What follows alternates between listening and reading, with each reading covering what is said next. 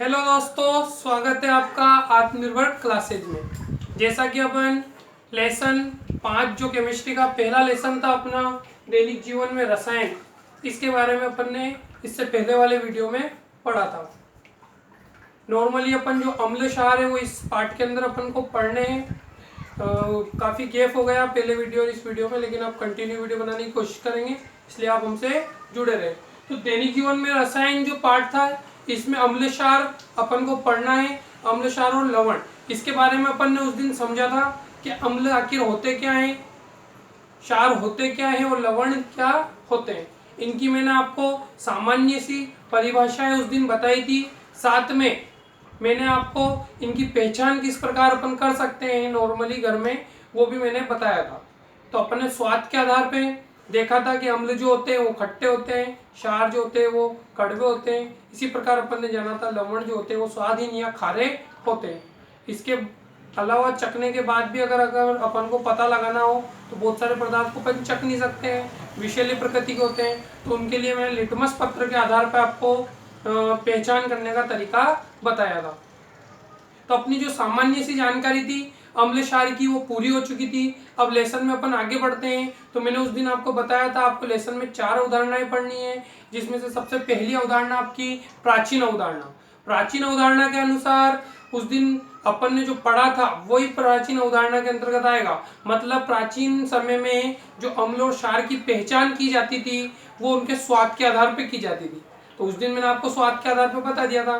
तो ये नॉर्मल सी परिभाषा है, इसको पूछा भी नहीं जाता है, केवल आपको अपने नॉलेज के लिए ध्यान में रखनी है। तो उस दिन स्वाद के आधार पर अपन ने जाना था कि अम्ल जो होते हैं वो स्वाद में खट्टे होते हैं, क्षार कड़वे होते हैं और लवण खारे या स्वादहीन होते हैं। वही अपनी प्राचीन अवधारणा हो जाएगी।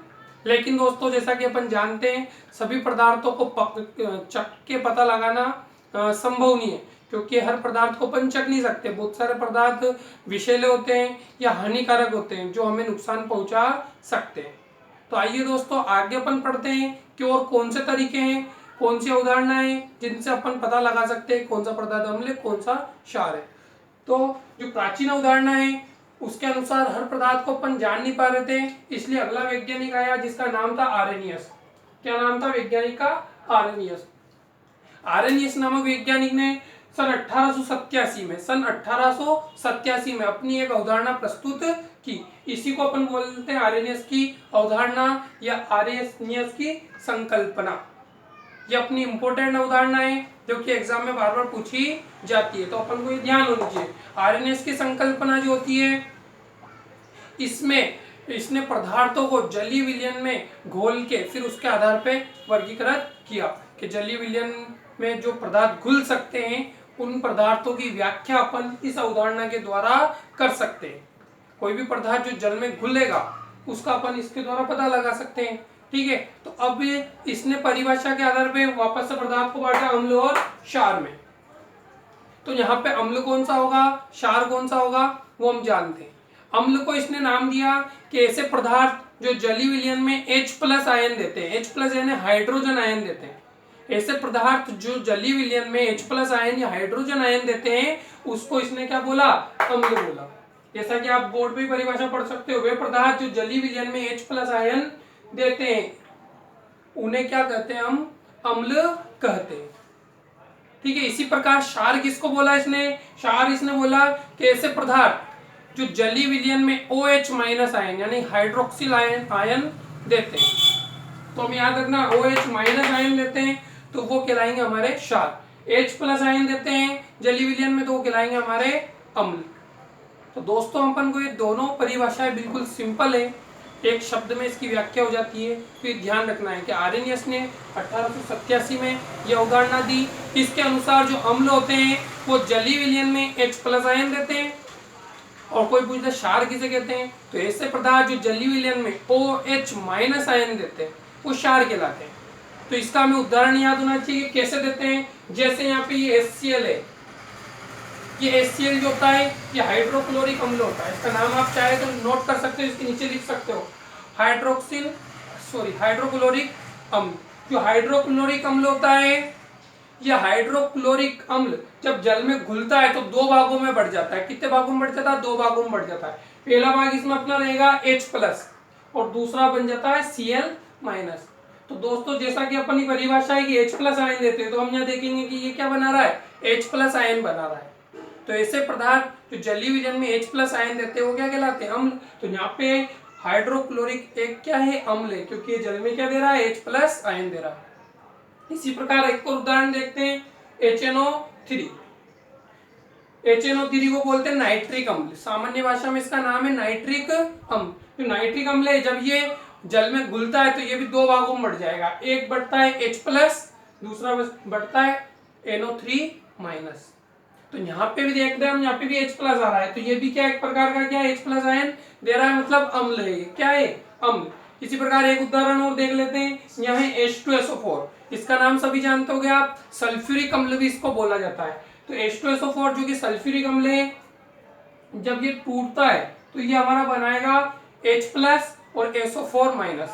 यहाँ पे दो H थे, H2, इसलिए दो H बाहर निकलेंगे तो 2H बनाएगा, मतलब H+ आयन दे रहा है लेकिन दो आयन देगा। तो ये भी H+ आयन दे रहा है, तो सल्फ्यूरिक अम्ल भी एक प्रकार का क्या है? अम्ल है। तो दोस्तों आपको ये उदाहरण क्लियर हो गए होंगे। ऐसे पदार्थ जो जल में H+ आयन देंगे, हम तोड़ के देख सकते हैं उनको, क्या H+ आयन निकल रहा है, तो हम पहचान जाएंगे कि ये क्या है? अम्ल है। दूसरे पे आ जाते हैं क्षार।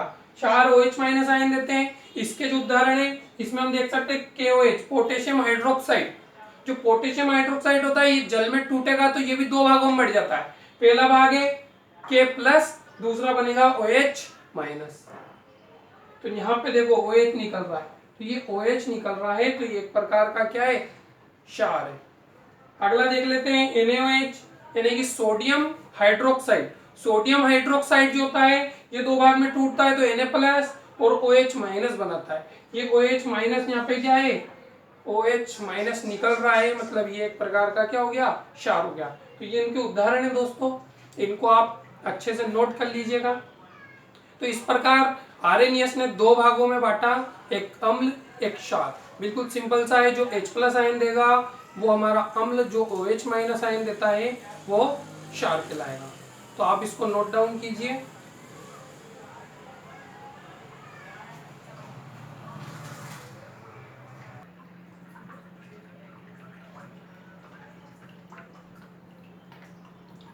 हाँ तो दोस्तों आपको वो पूरी आरएनएस की उदाहरण समझ में आ गई होगी और आपने उसको नोट भी कर लिया होगा। उसके आगे अपन चलते हैं अब। तो आरएनएस जो था, इसने मुहत्तक का वर्गीकरण करने के पश्चात जो अम्ल क्षार है उनको वापस से दो भागों में बांटा। एक इसने नाम दिया, जैसे अम्ल है तो अम्ल को दो भाग में बांट दिया इसने, एक प्रबल अम्ल, एक नाम दे दिया इसने दुर्बल अम्ल। इसी प्रकार क्षार को भी इसने बांटा, एक प्रबल क्षार, दूसरा नाम दे दिया इसने दुर्बल क्षार। यानी कि जो अम्ल है, एसिड है, वो स्ट्रॉन्ग बेस और एक वीक बेस, और स्ट्रॉन्ग एसिड और वीक एसिड, इस तरह इसने अम्ल क्षार को दो भाग में बांट दिया है ना।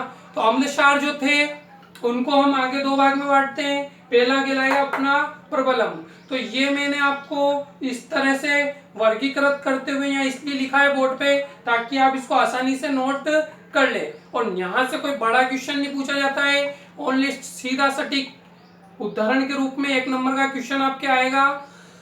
इसलिए मैंने आपकी सहायता के लिए इस प्रकार लिखा है। तो वो क्वेश्चन दोस्तों आप चाहो तो नोट कर सकते हो, बार बार पूछे जाने वाले क्वेश्चन है कि दुर्बल अम्ल व प्रबल अम्ल के उदाहरण बताइए। यदि ये नहीं आता है तो एक क्वेश्चन आता है प्रबल अम्ल व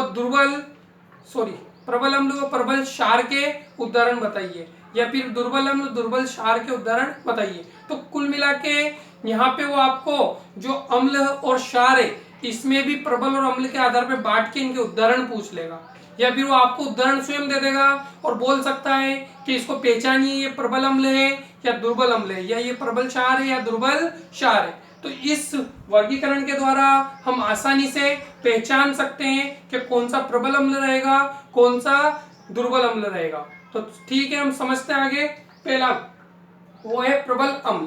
तो यहाँ पे जो आरएनएस ने बांटा, वो इनको बांटा इनके वर्गीकृत होने के आधार पे, इनके आयनित होने के आधार पे। जैसे उसने कहा कि ऐसे अम्ल जो जलीय विलयन में पूर्ण आयनित हो जाते हैं, पूर्ण आयनित हो जाते हैं, वो सब क्या कहलाएंगे? प्रबल अम्ल कहलाते हैं। बहुत सारे अम्ल ऐसे होते हैं जो जलीय विलयन में पूर्ण आयनित नहीं होते, तो वो कहलाएंगे दुर्बल अम्ल।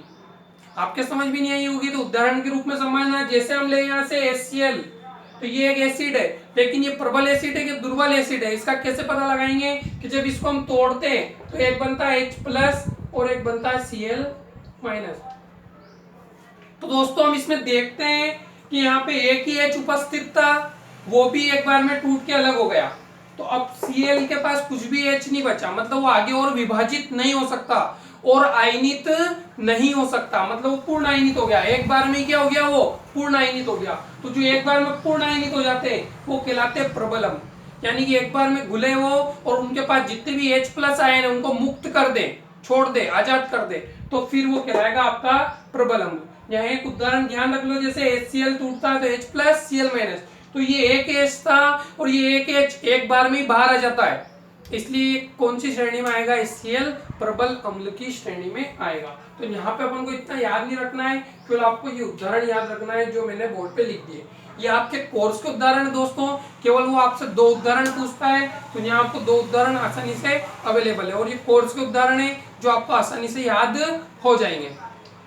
अगले पे चलते हैं अपन। अगला जो है अपना वो है दुर्बल अम्ल। यहाँ पे दुर्बल अम्ल की परिभाषा अपन ने पढ़ी कि जो पूर्ण आयनित नहीं होते, तो इसका भी एक उदाहरण करके देख सकते हैं अपन। जैसे यहाँ पे देखते हैं CH3 COOH, जब इसको तोड़ते हैं आगे तो ये आगे टूट के बनाएगा, एक तो बनाएगा ये CH3 COO माइनस प्लस एक बनाएगा H+। तो यहाँ हम देखते हैं कि ये H+ मुक्त कर रहा है, इसलिए ये सीधा सीधा अम्ल तो है, लेकिन ये प्रबल है कि दुर्बल, वो देखने के लिए हम देखते हैं कि यहाँ पे एक H निकल गया, लेकिन फिर भी इसके इधर अपन देखते हैं तो इसके पास 3 H और है दोस्तों। भी देखो यहाँ पे आप CH3, तो इसके पास कितने H और है, 3 H और बच रहे हैं, जिनको ये आगे और विभाजित कर सकता है और आयनित कर सकता है, मतलब ये एक बार में पूर्ण आयनित नहीं हुआ है, इसके आयनन की क्षमता भी बाकी है, इसलिए ये पूर्ण आयनित नहीं है। तो ये काई की श्रेणी में आएंगे, ये दुर्बल अम्ल की श्रेणी में आएंगे, क्योंकि आगे और विभाजित हो सकता है, एक बार में पूर्ण आयनित नहीं हुआ। तो ये उदाहरण भी आपको याद रखना है, केवल आपसे उदाहरण पूछे जाएंगे तो ये 2 उदाहरण आपको याद रख लेने हैं। मैं नाम बोल दूं आपके, ये हाइड्रोक्लोरिक अम्ल है, ये नाइट्रिक अम्ल है, सल्फ्यूरिक अम्ल है, ये एसिटिक एसिड है और ये कार्बिक अम्ल है। यहाँ पे जो ये अम्ल है इनके उदाहरण आपको सीधे सीधे याद रखने हैं, ये बार बार पूछे जाते हैं। अगले की तरफ अपन बढ़ते हैं। अगले टॉपिक अपने पास क्षार। क्षार में भी अपन को पहचानना है प्रबल क्षार और दुर्बल क्षार। इसकी भी परिभाषा दोस्तों वही है, ऐसे पदार्थ जो या ऐसे क्षार जो जलीय विलयन में एक बार में पूर्ण आयनित हो जाते हैं, एक बार में क्या हो जाते हैं, पूर्ण आयनित हो जाते हैं, ऐसे क्षार कहलाएंगे प्रबल क्षार। और वे क्षार जो एक बार में पूर्ण आयनित नहीं होते हैं वे अपने कहलाते हैं दुर्बल क्षार।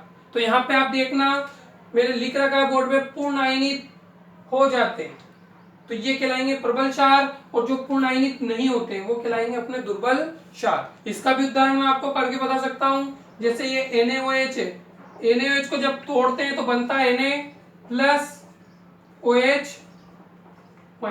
तो यहाँ पे दोस्तों देखो OH- ये अलग हो गया है इससे, इसलिए एक प्रकार का क्षार है। लेकिन आगे अगर अपन देखें तो Na+ के पास यहाँ पे कोई भी OH नहीं बचा, एक OH था वो भी उसने त्याग दिया है, तो ये आगे और विभाजित नहीं हो सकता, ये एक बार में पूर्ण आयनित हो गया है। और एक बार में जो पूर्ण आयनित हो जाते हैं वो हमारे कहलाते हैं यहाँ पे प्रबल क्षार। तो यहाँ पे अपन आसानी से पहचान सकते हैं प्रबल क्षार है ये, क्योंकि इसके पास और OH- आयन नहीं है, एक बार में पूर्ण आयनित हो चुका है। ये आपके समझ में आ गया होगा दोस्तों। इसको अपन जो उदाहरण है इसको बोलेंगे सोडियम हाइड्रोक्साइड, ये पोटेशियम हाइड्रोक्साइड, इनको नोट कर लीजिएगा, ये बार बार एग्जाम में पूछे जाते हैं उदाहरण, इसलिए मैं आपको इतना ध्यान से इसको समझा रहा हूँ। इसमें आ जाता है अपन अगला दुर्बल क्षार। दुर्बल क्षार वही है जो पूर्ण आयनित नहीं होते, ऐसे क्षार जो जलीय विलयन में पूर्ण आयनित नहीं होंगे। तो यहाँ पे हम देखें HNO4OH या MgOH whole twice, CaOH whole twice, ये सभी दुर्बल क्षार के उदाहरण। जब इनको तोड़ते हैं तो इनके जो OH माइनस आयन है वो एक बार आयनित होने के बाद ये आगे और आयनित हो सकते हैं, मतलब इनके पास OH माइनस आयन और बचते हैं और शेष रहते हैं। तो ऐसे OH आयन को ये बाद में त्याग सकते हैं, मतलब एक बार में पूर्ण आयनित नहीं हो रहे, और जो पूर्ण आयनित नहीं होते हैं वो हमारे दुर्बल क्षार कहलाते हैं। तो ये उदाहरण भी हमें नोट करते हुए चलना है। ये उदाहरण ही आपसे परीक्षा में एग्जाम में बार बार 1 नंबर में पूछा जाने वाला क्वेश्चन है। प्रबल अम्ल के उदाहरण, दुर्बल अम्ल के उदाहरण, प्रबल क्षार के उदाहरण, दुर्बल क्षार के उदाहरण। तो दोस्तों आपको ये वीडियो पूरी कंप्लीट हो चुकी है। आपका ये पूरा पहला टॉपिक जो है RNES की अवधारणा ये अच्छे से समझ में आ गई होगी। इसमें भी आपसे जो प्रबल अम्ल है, दुर्बल अम्ल है, वो भी आपको अच्छे से समझ में आ गए होंगे। इसको नोट करते हुए चलें ताकि आप कंटिन्यू हमसे जुड़े रहें और आपको भी ध्यान रहे। ठीक है दोस्तों, चैनल को सब्सक्राइब कर दें और ज़्यादा से ज़्यादा अपने दोस्तों को ये वीडियो शेयर करें ताकि वो भी इस ऑनलाइन क्लासेस का लाभ ले सके। Thank you.